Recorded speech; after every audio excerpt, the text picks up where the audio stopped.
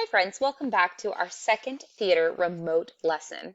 Today we're going to talk about drama as a genre of literature, and we're also going to talk about what we're going to do with all this new knowledge we have been learning about theater.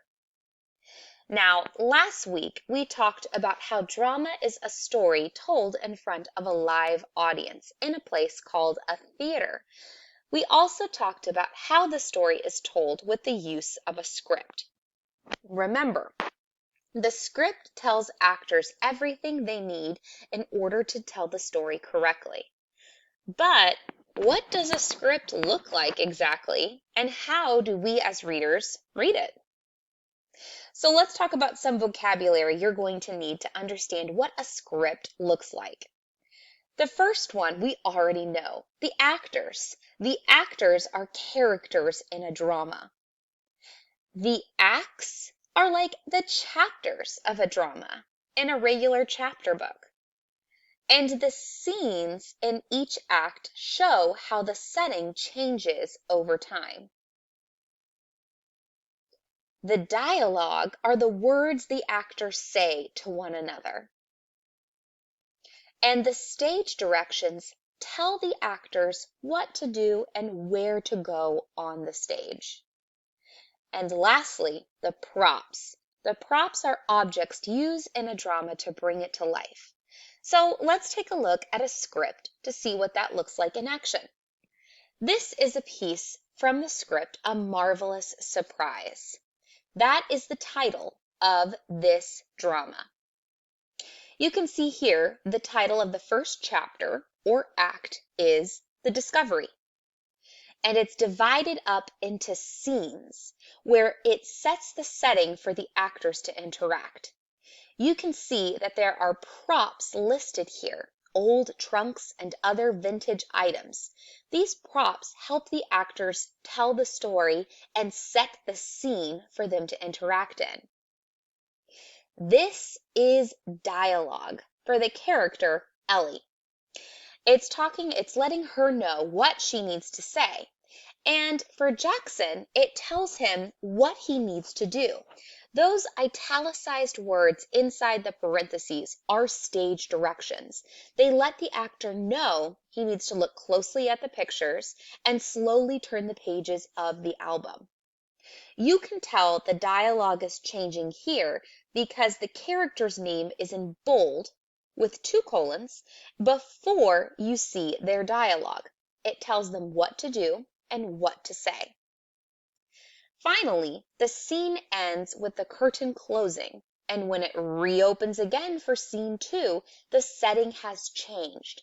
They are no longer in a dusty attic, but they are in a home office where you can see Dad working. So that's kind of a quick overview of what a script looks like, just so you can get an idea. It's like the nuts and bolts of a piece, and you have to create the story in your mind, much like you do in a traditional fiction piece of genre. Now it's your turn. Now that you're more familiar with the features of drama, it's time to participate in a real, live reader's theater. But what exactly is a reader's theater? A reader's theater is a form of drama. It's typically adapted in the form of a familiar story or a book. So oftentimes, readers' theaters are stories that you have heard a million times. Oftentimes, they could be Aesop's fables, or they could be adaptations of your favorite book, and so much more. But the important thing to know is, most often in a reader's theater, the actors will read from the script rather than memorize their lines. So it's a little bit easier to participate. Our reader's theater is going to be an adaptation of the most wonderful book by E.B. White, Charlotte's Web. Now, here's the best part.